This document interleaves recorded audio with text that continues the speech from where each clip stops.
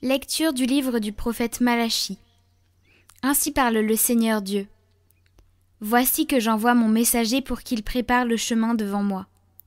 Et soudain viendra dans son temple le Seigneur que vous cherchez. Le messager de l'alliance que vous désirez, le voici qui vient, dit le Seigneur de l'univers. Qui pourra soutenir le jour de sa venue? Qui pourra rester debout lorsqu'il se montrera? Car il est pareil au feu du fondeur, pareil à la lessive des blanchisseurs. Il s'installera pour fondre et purifier. Il purifiera les fils de Lévi. Il les affinera comme l'or et l'argent. Ainsi pourront-ils, aux yeux du Seigneur, présenter l'offrande en toute justice. Alors l'offrande de Juda et de Jérusalem sera bien accueillie du Seigneur, comme il en fut aux jours anciens, dans les années d'autrefois. Voici que je vais vous envoyer Élie le prophète, avant que vienne le jour du Seigneur, jour grand et redoutable. Il ramènera le cœur des pères vers leurs fils, et le cœur des fils vers leurs pères, pour que je ne vienne pas frapper d'anathème le pays.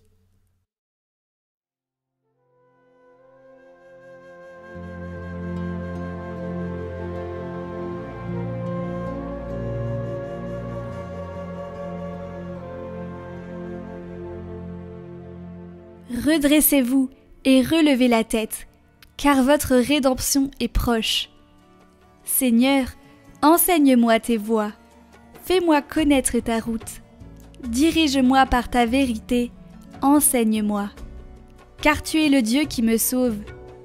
Il est droit, il est bon le Seigneur, lui qui montre aux pécheurs le chemin. Sa justice dirige les humbles, il enseigne aux humbles son chemin. Les voies du Seigneur sont amour et vérité, pour qui veille à son alliance et à ses lois. Le secret du Seigneur est pour ceux qui le craignent. À ceux-là, il fait connaître son alliance.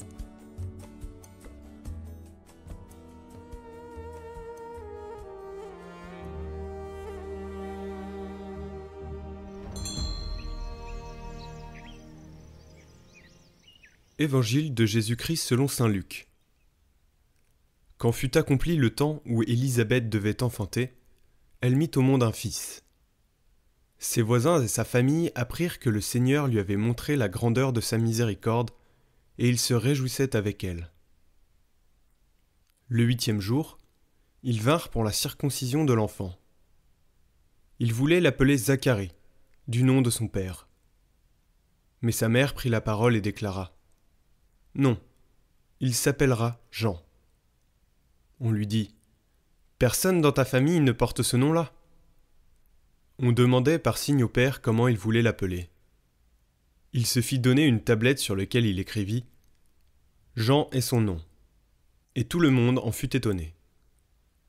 À l'instant même, sa bouche s'ouvrit, sa langue se délia. Il parlait et il bénissait Dieu. La crainte saisit alors tous les gens du voisinage, et dans toute la région montagneuse de Judée, on racontait tous ces événements. Tous ceux qui les apprenaient les conservaient dans leur cœur et disaient : « Que sera donc cet enfant ? » En effet, la main du Seigneur était avec lui.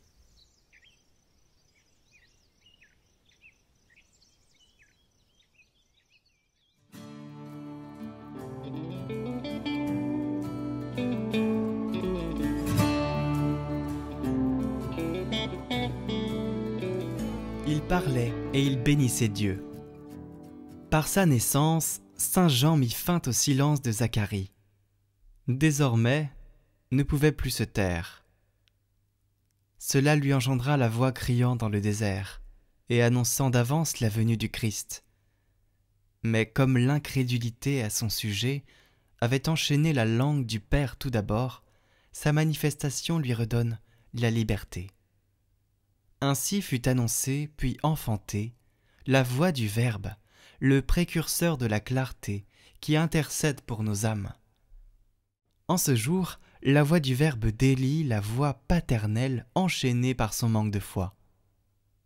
De l'Église, elle manifeste la fécondité, faisant cesser la maternelle stérilité. Devant la lumière s'avance le chandelier, du soleil de justice, voici le reflet. Le rayon qui annonce sa venue pour l'universelle restauration et le salut de nos âmes. Voici que s'avance d'un sein stérile le messager du Verbe divin, qui lui-même devait naître d'un sein virginal. De tous les fils de femmes le plus grand, le prophète qui n'a pas d'égal. Car les choses divines ont besoin d'un début merveilleux, que ce soit la fécondité d'un âge avancé, ou que sans semence s'opère la conception. Dieu qui fait des merveilles pour notre salut, gloire à toi.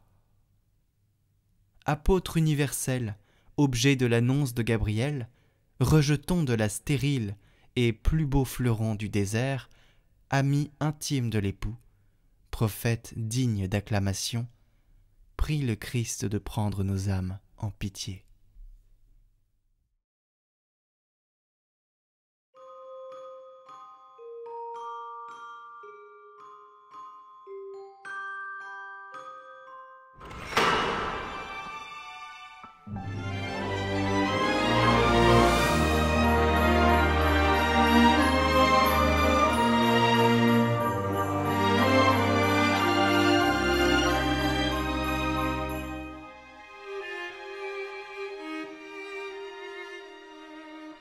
L'Avent, un temps de miséricorde qui prépare au temps du jugement dernier. Nous arrivons bientôt à la fin de ce parcours. Et voici que nous proposons aujourd'hui une réflexion entre les deux avènements du Christ dans le temps. Entre sa venue dans la chair à Noël et son avènement en gloire. Cet avènement en gloire, se décline aussi dans le rapport entre la miséricorde et la justice. Noël est une épiphanie, une manifestation de Dieu dans la chair qui témoigne ainsi de la miséricorde divine. Le Verbe fait chair a reçu mission de sauver les hommes en vertu de son incarnation. Pour cela, avec son corps, dans sa nature humaine, le Christ peut prendre sur lui les peines, les souffrances et les péchés du monde. Il peut souffrir sa passion et mourir. C'est ainsi que Dieu révèle sa miséricorde, plus exactement ses entrailles de miséricorde. Dieu est bouleversé de voir l'homme dans le péché et la mort. Le plus grand des attributs divins qu'est la miséricorde ne renie pourtant rien de l'autre, tout aussi nécessaire, la justice. Dieu a voulu ce temps pour que l'homme puisse se convertir, revenir vers Dieu. La croix va révéler le péché, arracher l'homme à son aveuglement et regarder vers celui qu'il a crucifié, qu'il a transpercé. C'est en voyant comment Jésus est mort, en répandant son esprit, que le centurion, occupant romain, exprime, comme premier croyant étranger, vraiment celui-là est le Fils de Dieu. Dans le temps de la miséricorde, un temps offert pour que le plus grand nombre soit sauvé. Mais ce temps ne dure pas indéfiniment. Il a une limite. Viendra le temps du jugement, caractérisé par la justice. Ce temps advient avec l'avènement du Christ en gloire. Comme l'éclair part du levant et brille jusqu'au couchant, ainsi en sera-t-il de l'avènement du Fils de l'homme. Dans le second avènement, le Christ vient pour juger les vivants et les morts. Tout est exposé, mis à nu face à sa parole de vérité.